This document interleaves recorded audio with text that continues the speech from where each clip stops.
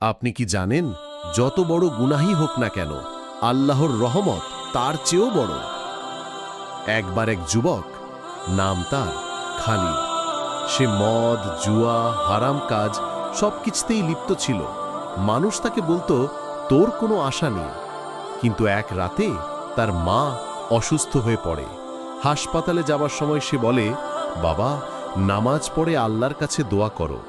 খালিদের বুক কেঁপে ওঠে। সে যে কখনো নামাজে দাঁড়ায়নি, কিন্তু সে দাঁড়ালো।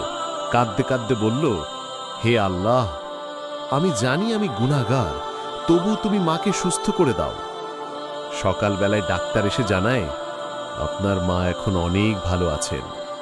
সেই দিনই খালিদ নিজের সব পুরনো জীবন ছেড়ে দেয়, 5 ওয়াক্ত নামাজ শুরু করে। রাসূল সাল্লাল্লাহু আলাইহি ওয়াসাল্লাম বলেছেন, আল্লাহ তওবাকারীর তওবা এমন আনন্দে গ্রহণ করেন, যেমন একজন মানুষ মরুভূমিতে হারানো উট ফিরে পায়। সহিহ মুসলিম।